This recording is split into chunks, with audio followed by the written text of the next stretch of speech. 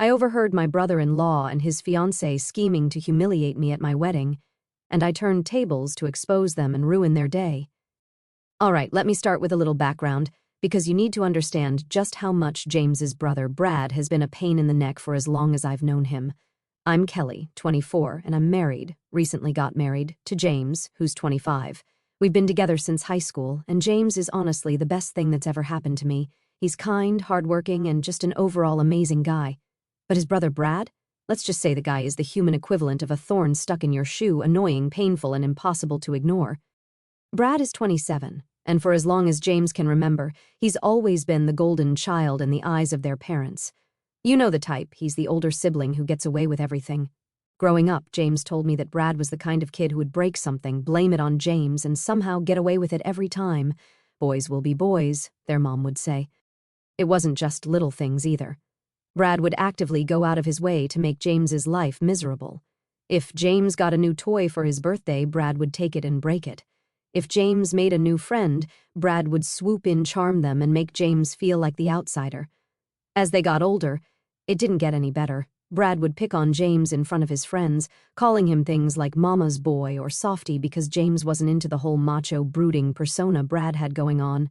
James, being the good guy he is, tried to brush it off, but I could tell it bothered him. Who wouldn't be hurt when your own brother treats you like crap? Now, Brad's life is, well, it's a mess. He hops from one dead-end job to another because he can't hold down a position for more than a few months. He's the kind of guy who walks into work late and acts surprised when he gets called out for it. He has this cocky attitude, like he's too good for rules or responsibilities. But somehow, their parents still make excuses for him. Brad's just figuring things out, they'll say, as if being an inconsiderate jerk is a phase he'll eventually grow out of. When it comes to relationships, Brad's track record is even worse. He's had more girlfriends than I can count, and every single one of them left him for good reason. Brad has this ability to charm women at first. He's got the looks, the smooth talk, and that fake confidence that draws people in. But once they're hooked, he shows his true colors. He's controlling, manipulative, and an expert at gaslighting. All right, so let me tell you about the moment Stephanie entered the picture about 6 months ago, because trust me, it was a game changer. Before her, Brad's girlfriends were like revolving doors, here one day, gone the next. It was almost like a running joke in James's family. Every holiday or family event, Brad would show up with someone new, introduce them like they were the love of his life, and then a couple of months later, it was like they never existed. But Stephanie? Oh, she was different. Not in a good way, though. From the moment Brad introduced her at a family barbecue, it was clear this wasn't your average short-term fling. She had this air about her, like she thought she was better than everyone else in the room. And the way she looked at people, it wasn't curiosity or friendliness, it was pure judgment, like she was scanning the crowd for someone to pick apart. The first thing Stephanie said to me wasn't even a greeting. She walked up to where I was standing with James and said, "Oh, you're Kelly. I thought you'd be taller." I was so thrown off that I just laughed awkwardly, but James immediately went into protective mode. He gave her a look and said, "She's perfect the way she is." Stephanie just smirked. I was just saying. That set the tone for how she interacted with everyone. She had this way of making snide comments that sounded like compliments if you weren't paying attention. Like when she told James's mom, "You must have been stunning when you were younger. Brad always says you were the prettiest woman in town." Or when she asked James's dad if he was finally going to retire and enjoy life, knowing full well he'd just been laid off. The worst part? Brad ate it up. He stood by her side, grinning like she was the most brilliant, charming woman in the world. For the first time, he seemed genuinely proud of the woman he was with, which made sense because they were basically the same person. They both loved stirring the pot and making themselves the center of attention. Stephanie wasn't just a mean girl, though. She was calculated. You could tell she studied people, figured out their insecurities, and then used them to her advantage. Over the next few months, every time we saw her, she managed to create drama without ever being directly involved. She'd plant little seeds of doubt or gossip, then sit back and watch the chaos unfold. One time during a family dinner, she casually mentioned how James must have been such a mama's boy growing up because he was so kind and sensitive. She said it like it was a compliment, but Brad jumped on it, laughing and saying, "Oh, you don't even know the half of it. He used to cry if Mom didn't cut the crusts off his sandwiches." The whole table laughed, but I could see James was uncomfortable. Stephanie just smiled sweetly, like she had no idea she'd started it. She also had a habit of trying to one-up people. If someone mentioned a new job or accomplishment, Stephanie would find a way to make it about her or Brad. Like when James told the family he'd gotten a promotion at work, everyone was genuinely happy for him, except Stephanie. She immediately turned to Brad and said, "Didn't you almost get promoted last year, babe? You totally should have if your boss wasn't such an idiot." It was like she couldn't stand the idea of anyone else getting attention. What really sealed my opinion of Stephanie, though, was when she started hanging out with James's mom more. At first it seemed innocent. She'd join her for lunch or shopping trips, and I thought maybe she was just trying to get closer to the family. But then James's mom started acting different. She'd make these little comments about how James should call more often or how it was so nice that Brad always stayed in touch, which was a total lie. Brad only called when he needed something. I later found out from James's sister Emma that Stephanie had been subtly comparing the two brothers during her hangouts with their mom. She'd say things like, "It's so sweet how Brad always talks about how much he loves you," or "Brad was just saying how he wants to make sure you're taken care of when you get older." All lies, of course, but it worked. James's mom started seeing Brad in a more positive light, which only fueled his ego. But the real turning point was when Stephanie started planning her wedding with Brad. Yep, you heard that right. They got engaged, and it wasn't a normal happy announcement. It was the most Brad and Stephanie thing you could imagine. They posted a photo of her hand with the ring captioned "When you know," and tagged it with hashtags like #PowerCouple and #BetterThanAFairyTale. It was so over the top that James and I couldn't stop laughing. Of course, we found out later that Brad had proposed right after James told the family he was planning to propose to me. It was no coincidence. Brad couldn't stand the idea of James being in the spotlight, so he had to make his move first. And Stephanie? She probably loved the drama of it all. What really rubbed salt in the wound was how they acted afterward. When James proposed to me, we were over the moon, but as soon as we shared the news with his family, Brad and Stephanie made it about them.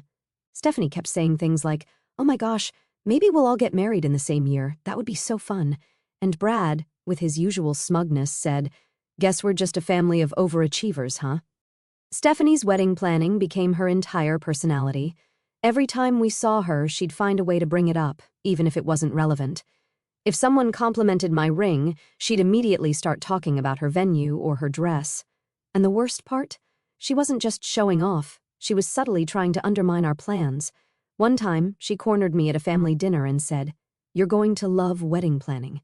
It's so stressful but so worth it. Just make sure you don't let it take over your life." Oh, and I'd avoid pastel colors. They're so overdone. I hadn't even mentioned what colors I was considering, but guess what? I'd been leaning toward pastels. It was around this time that I started noticing how little Stephanie actually knew about Brad's past. She seemed completely unaware of his long list of exes and the drama he'd left behind. She talked about him like he was some kind of saint, saying things like, "Brad has such high standards. That's why he didn't settle down before me." I had to bite my tongue to keep from laughing. High standards? The guy had dated half the county and cheated on most of them. Stephanie was living in a bubble, completely blind to who Brad really was. And honestly, I couldn't wait for that bubble to burst. If she wanted to be part of the Brad show, she'd have to deal with everything that came with it. Little did she know her big debut was just around the corner, and it wasn't going to go the way she thought. Okay, so let's get into the good part. By now, you probably have a pretty good idea of how Brad and Educational operate. They're not just the type of people who crave attention, they're the kind who need to dominate every single moment, even if it means ruining someone else's. And when it came to our engagement, they weren't content with just stealing the spotlight. No, they wanted to sabotage us completely. It started at our engagement party. James and I had planned this small get-together with close friends and family to celebrate the big news. Nothing fancy, just some food, music, and good vibes. Of course we invited Brad and Stephanie because, well, they're family, and we figured it'd look bad if we didn't. In hindsight, I wish we'd just forgotten to send their invite. When they arrived, it was clear they weren't there to celebrate us. Stephanie showed up in this glittery dress that screamed, "Look at me," and Brad had his usual smug grin plastered across his face. Within 5 minutes, they were already working the room, talking to everyone about their engagement. It was exhausting. At one point, I overheard Stephanie telling one of James's aunts, "We're so excited to get married before the end of the year. It's going to be the wedding of the century." She conveniently forgot to mention that their engagement had only happened after James proposed to me. The real drama started about halfway through the night. I'd gone into the laundry room to grab some extra napkins, and as I was walking back, I heard voices coming from the hallway near our guest bedroom. I wasn't trying to eavesdrop, but I recognized Brad's voice and, well, curiosity got me. I stopped in my tracks and listened. It was Brad and Stephanie, and they were whispering about our wedding. At first, I thought they were just gossiping or making snide remarks, which wouldn't have surprised me. But as I listened, I realized they weren't just talking trash. They were planning something. Brad was saying, "We need to make sure our wedding is the one everyone remembers. They think they're so perfect, but we'll show them who the real stars of this family are." Stephanie laughed and said, "Don't worry, babe. I've got a plan. We'll make her think we're on her side, like we're rooting for her. Then, when the wedding comes, we'll hit her where it hurts." I could feel my stomach twist as they kept talking. Their plan was bigger than I could have imagined.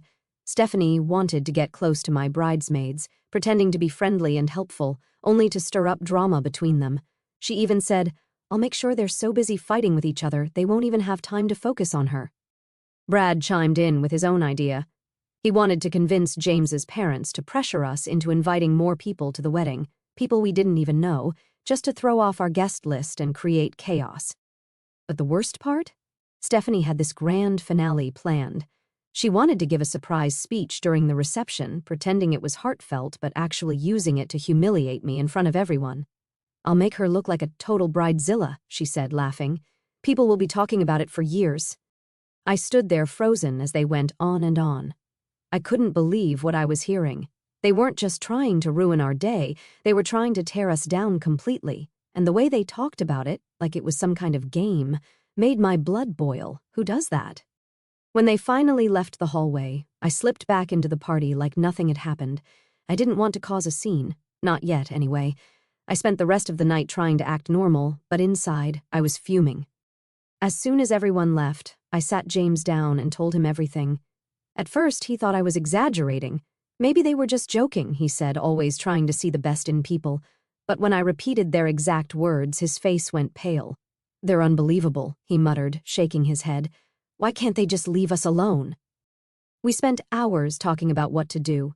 James wanted to confront them right away, but I stopped him. I knew Brad and Stephanie would deny everything and twist it around to make us look like the bad guys. That's their specialty, playing the victim. Instead, I suggested we let them think they were getting away with it. If they wanted to play dirty, we'd play smarter. We decided to act like we hadn't heard anything. James would keep his distance from Brad, and I'd be polite but distant with Stephanie. Meanwhile, I started making plans of my own. If they wanted to mess with our wedding, I'd make sure their wedding was the one nobody forgot, for all the wrong reasons.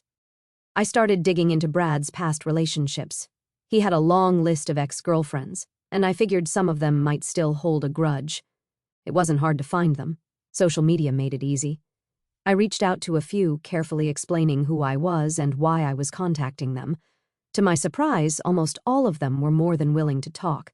Turns out Brad had burned a lot of bridges, and these women were more than happy to help me expose him. One of them, Amy, told me about how Brad had cheated on her with 2 different women at the same time. "He made me feel like I was crazy for suspecting anything," she said. "I can't believe Stephanie is falling for his act." Another ex, Becca, laughed when I told her what I was planning. "Oh, I'm in," she said. "That guy deserves whatever's coming to him." Within a week, I'd assembled a small army of Brad's scorned exes. We created a group chat to coordinate everything, and let me tell you, these women were hilarious. The way they roasted Brad was better than any stand-up routine I'd ever seen. But we weren't just there to laugh. We had a mission. And when Brad and Stephanie's wedding day rolled around, we were ready. By the time their wedding invitations went out, I knew everything I needed to know. Stephanie was oblivious to Brad's history. She genuinely thought he was some kind of misunderstood prince. I almost felt bad for her, but then I remembered how she'd laughed about humiliating me at my own wedding. Whatever sympathy I might have had disappeared. Their wedding was set for a month before ours, and it was shaping up to be as over-the-top as you'd expect. They bragged about their fancy venue, their guest list, and how perfect everything was going to be. Stephanie even made a point of telling me how stressful planning a wedding was, as if I hadn't already started working on mine. Don't worry, Kelly, she said with a fake smile. I'm sure your wedding will be cute in its own way. I just smiled back, knowing she had no idea what was coming. Brad and Stephanie wanted to play dirty? Fine. But they were about to learn that messing with us was the biggest mistake they'd ever made. All right, so let me walk you through Brad and Stephanie's wedding day, because not only was it the most satisfying train wreck I've ever witnessed, but I was there to see it all unfold. Their wedding was everything I hoped it would be, a total disaster, but one where they couldn't run away from the mess they'd created. James and I showed up acting like the supportive family members we were supposed to be. I wore a simple dress, and James looked sharp in his suit. We didn't want to draw attention to ourselves, but I had a hard time keeping a straight face, knowing what was about to go down. The venue was packed with people Brad and Stephanie had been bragging about inviting, colleagues, extended family, friends, and of course, Stephanie's parents' wealthy social circle. The place was decked out to the nines, massive floral arrangements, glittering chandeliers, and the kind of over-the-top decor that screamed we spent too much money on this. Stephanie's dad had clearly bankrolled the entire thing, and Brad, predictably, was basking in the attention like he was some self-made mogul. James and I took our seats near the back, nodding and smiling politely to other guests while waiting for the show to start. The ceremony began with the usual grand entrance of the bridal party, and then Stephanie made her big appearance. Her dress sparkled so much it was borderline blinding, and she walked down the aisle with a smug smile, clearly loving every second of being the center of attention. Everything was going smoothly, well, for the first 10 minutes. The officiant welcomed everyone, and then Brad and Stephanie stood side by side holding hands and beaming. That's when Amy made her move.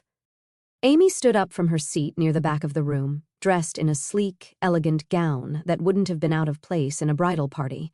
At first, the guests thought she was part of the ceremony, maybe someone bringing a reading or a blessing, but then she walked straight up to Brad and Stephanie, stopping right in front of them. "Brad," she said, her voice clear and steady, "before you make any promises today, I think everyone here deserves to know the kind of promises you've broken." You could hear a pin drop. Brad's face drained of all color, and Stephanie's brow furrowed as she tried to figure out what was going on. Before anyone could stop her, Amy pulled out an envelope and handed it to Brad. He hesitated, but Stephanie snatched it and tore it open, pulling out a series of handwritten letters. "What is this?" Stephanie snapped, flipping through the pages. "They're love letters," Amy explained, her voice calm but cutting. "Letters Brad wrote to me while we were dating. Oh, and to several other women while he was also dating me." The crowd erupted into whispers. Stephanie's hands shook as she skimmed one of the letters, her eyes narrowing with every word. Brad tried to grab the envelope, but Amy held firm. "You might want to let her finish," she said with a cold smile. "It gets better." Becca, the second ex, stood up then, striding confidently down the aisle. She too was dressed impeccably and held an envelope of her own. "Hi, Stephanie," Becca said sweetly, her voice dripping with faux sympathy. "I'm Becca. I dated Brad for about 6 months. During that time, he told me he was saving up for our future. Turns out he was just borrowing money from me to take another girl out on dates." Stephanie's jaw dropped. "Is this true?" she hissed at Brad. "How many of these are there?" Brad stammered. It's not what it looks like. They're lying." One by one, more of Brad's exes stood up, each carrying their own envelope. Lisa walked down the aisle next, her heels clicking loudly against the marble floor. She handed her envelope to Stephanie, who was now visibly shaking. "You don't know me," Lisa said, "but I know Brad all too well. He promised me the world while he was sneaking off to see other women. Here's a list of their names. He gave them cute little nicknames in his phone so I wouldn't figure it out." At this point, the officiant looked completely lost, and the guests were openly gossiping. Phones were out, capturing every second of the chaos. Stephanie's parents looked horrified, whispering furiously to each other, while Brad's parents sat frozen, staring at their son as if seeing him for the first time. Danielle was the last to stand up. She didn't have an envelope but carried a single sheet of paper. "This one's my favorite," she said, holding up what turned out to be a printed screenshot of a dating app conversation. "This is Brad matching with me on Tinder while he was already living with one of his exes. Recognize this, Brad?" The crowd gasped. Stephanie threw the envelopes onto the floor, her face red with fury. "How could you?" she spat at Brad. "Are these women lying, or is this just a giant coincidence?" Brad looked like a deer caught in headlights. I can explain, he stammered. They're all just jealous. They're trying to ruin my life. Oh, please, Amy snapped. You ruined your own life, Brad. We're just here to make sure no one else gets hurt. Despite the chaos, Stephanie didn't storm off. No, she stood there fuming, glaring at Brad like she wanted to murder him. Fine, she said through gritted teeth. We'll deal with this later. Let's just finish the ceremony. The officiant awkwardly cleared his throat and tried to regain control of the room. Shall we continue? He asked, glancing nervously at the bride and groom. Brad nodded weakly, while Stephanie forced a tight-lipped smile.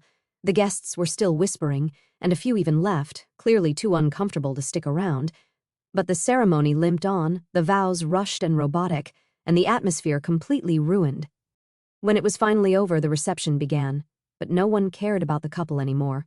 The gossip was all about Brad's past. Every table was buzzing with conversation about the exes, the letters, and the lies. People kept glancing at Brad and Stephanie, who were doing their best to act like everything was fine. It wasn't. James and I stayed just long enough to enjoy the awkwardness before quietly slipping out. On the way home, we laughed until our sides hurt. Brad and Stephanie had wanted their wedding to be unforgettable, and in a way they got their wish, just not the way they'd planned. After Brad and Stephanie's wedding disaster, you'd think they'd crawl into a hole and try to lay low for a while. But nope. They came out swinging, desperate to figure out how their perfect day had turned into a complete circus.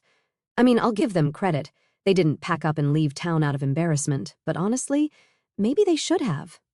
The first few days after the wedding were pretty quiet on our end.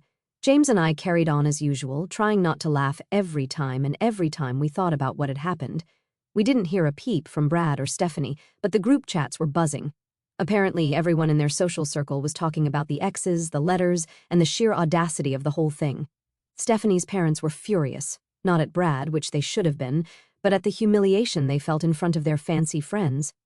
By midweek, the silence broke. Stephanie started posting vague, passive-aggressive comments on social media about fake people and how she'd never let anyone ruin her happiness. Brad, on the other hand, wasn't subtle at all.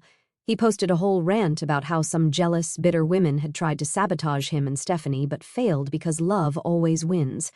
The comment section was a mix of people supporting him, mainly his clueless friends, and others hinting that maybe he wasn't as innocent as he claimed. James and I kept our heads down, liking a few generic posts here and there to avoid suspicion, but then Brad and Stephanie started sniffing around. It started with a random call from Brad. James answered it while we were making dinner, putting the phone on speaker. So, Brad started awkwardly.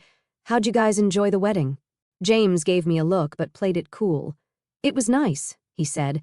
The venue was beautiful. Yeah, thanks, Brad replied, his tone shifting. So, you guys didn't notice anything weird, like during the ceremony? Weird? No. Why? James asked, perfectly innocent. Oh, nothing, Brad said quickly. Just thought you might have heard some rumors or something. You know, people can be jealous. I had to bite my lip to keep from laughing. Brad was fishing, and James wasn't taking the bait. I didn't hear anything, James said casually. Everything seemed fine to me. Brad let out a forced laugh. Yeah, that's what I thought. Anyway, see you around. He hung up, and James and I burst out laughing. But that wasn't the end of it. Over the next few days, Brad and Stephanie started asking other family members if they knew anything about the exes showing up. Word got back to us that they were convinced someone had orchestrated it but had no idea who. Stephanie apparently suspected one of her bridesmaids, but Brad had his sights set on James and me. They think we did it, I told James one night after his sister Emma called to update us. Let them think it, James said, smirking. They can't prove anything. For a while, it felt like we were in the clear. That is, until James's parents called and asked us to come over for dinner. Now, let me tell you something about James's parents. They've always tried to stay neutral when it comes to Brad and James's sibling drama. But I could tell from the moment we walked into their house that they were gearing up for a serious conversation. Dinner was tense. Normally, his mom would be chatting about her garden or their latest Netflix obsession, but she barely said a word. His dad was equally quiet, which is rare for him. After dinner, his mom cleared her throat and said, So, we've been hearing some things about Brad's wedding. James played dumb. Oh, what kind of things? She sighed. Brad and Stephanie are saying someone might have had something to do with what happened during the ceremony. They think it was you two. I felt James tense next to me, but I decided to take the lead. Why would they think that? I asked, keeping my tone light. His dad frowned. Well, you have to admit, it's a little suspicious, those women showing up. It's not something that just happens, and you've never exactly gotten along with Brad. James exhaled and leaned forward. All right, fine. It was us. His mom gasped, and his dad just stared at him, his jaw tightening. You're serious? His dad asked. Yes, I said. We planned it. But before you get mad, you need to know why. We explained everything, how I'd overheard Brad and Stephanie plotting to humiliate us at our wedding, how they wanted to ruin my relationships with my bridesmaids and make a spectacle out of us during our reception. I told them about the awful things they said, how they laughed about it like it was some big joke, and how I knew we had to stop them before they got the chance. James chimed in, saying, We didn't want to do this, but they left us no choice. They've been trying to one-up us and tear us down for years. This wasn't about revenge, it was about protecting our day. His mom looked horrified. Not at us, but at the idea that Brad and Stephanie would do something so cruel. Are you sure they were really planning all that? She asked. I heard them say it, I said firmly. Every word. They didn't care about how it would hurt us. They just wanted to make our wedding a joke. His dad rubbed his temples, clearly trying to process everything. You shouldn't have stooped to their level, he finally said. But I can't say I blame you. His mom nodded slowly. It's hard to hear, but if what you're saying is true, I understand why you did it. I just wish things hadn't come to this. The conversation ended on a tense but understanding note. They didn't condone what we did, but they couldn't deny that Brad and Stephanie had pushed us to the edge. We left their house feeling a little lighter, knowing they weren't going to defend Brad this time. Over the next few days, things settled down. Brad and Stephanie were still sniffing around for answers, but James's parents didn't give them any hints. Emma called us to say their mom had pulled Brad aside and told him to stop harassing the family about the wedding. Apparently, Brad had the nerve to act offended, saying he was the victim, but she shut him down pretty quickly. As for Stephanie, she started posting less and less on social media, and when she did, it was all overly cheerful, like she was trying to prove how happy she was. But the cracks were starting to show. A mutual friend told us she'd been complaining to anyone who'd listen about how someone ruined her big day and how unfair it was. Meanwhile, her parents were pressuring Brad to fix things because they didn't want their family name dragged through the mud. James and I, on the other hand, were focused on our wedding. With Brad and Stephanie's chaos behind us, we could finally enjoy the planning process. We kept everything low-key and intimate, making sure only the people we trusted were involved. And the best part? We didn't have to worry about Brad and Stephanie showing up. But of course, this wouldn't be the last time they tried to insert themselves into our lives. They had one last trick up their sleeve, and while it didn't go the way they planned, it made for an unforgettable finale. It started with an odd phone call. James got a message from an old coworker he hadn't spoken to in years, congratulating him on the wedding and saying, I'm looking forward to seeing you both there. Confused, James called him back and asked how he knew about the wedding. Turns out Brad and Stephanie had somehow gotten hold of our guest list and venue details and sent out fake invitations under other people's names. At first, we didn't even believe it. Who does that? But when a couple of other guests mentioned they'd received duplicate RSVPs with slightly different details, we knew Brad and Stephanie were behind it. Their plan was obvious: sneak in under fake names, cause a scene, and ruin our day. Thankfully, we were prepared. After Brad and Stephanie's wedding fiasco, we decided to take every precaution to keep them out of ours. We'd hired security for the venue, and every guest was required to check in with ID at the door. It felt a little extreme at first, but now we were grateful we'd gone the extra mile. On the day of the wedding, everything started off perfectly. James and I were both excited and nervous in that giddy pre-wedding way. Guests began arriving, and security was doing an amazing job keeping things organized. It was shaping up to be the best day of our lives. And then, they showed up. I didn't see it happen myself, but I heard about it from our wedding planner, who came rushing over to me with wide eyes. We have a situation at the entrance, she said. There's a couple trying to get in, claiming to be family. My stomach dropped. Is it Brad and Stephanie? I asked. She nodded. James and I had already agreed to let security handle them, so I told her, stick to the plan. Just make sure they don't get in. We're not dealing with them today. Meanwhile, at the entrance, Brad was putting on his best performance. Dressed in a sharp suit, he was trying to convince the security team that he was James's brother and had every right to be there. "This is family business," he argued, his voice growing louder with every word. "You can't keep me out of my own brother's wedding." Stephanie stood next to him in a sleek dress, arms crossed and looking furious. "We're on the guest list," she snapped. "This is ridiculous." The head of security, a no-nonsense guy we'd hired specifically for situations like this, didn't budge. "Your names aren't on the list," he said firmly, "and without an invitation or proper identification, I can't let you in." Brad's face turned red, and he launched into a rant about how family doesn't need an invitation. Stephanie, meanwhile, completely lost her cool. "This isn't over," she screamed, pointing a perfectly manicured finger at the security guard. "You'll regret this." The guard calmly escorted them back to their car, ignoring their threats and protests. By the time they finally drove off, half the guests were already inside, oblivious to the drama unfolding outside. The rest of the day was perfect. I mean, absolutely perfect. Once James and I were standing at the altar, nothing else mattered. Surrounded by friends and family who genuinely loved and supported us, we celebrated our relationship and the life we were building together. The ceremony was beautiful, emotional, and exactly what we dreamed of. A few days after the wedding, word started getting around about what had happened at the entrance. Some guests had seen Brad and Stephanie being turned away and had no problem sharing the details. The story spread fast, and people were eating it up. Apparently, Brad and Stephanie had been ranting to anyone who would listen about how unfair it was that they weren't allowed in.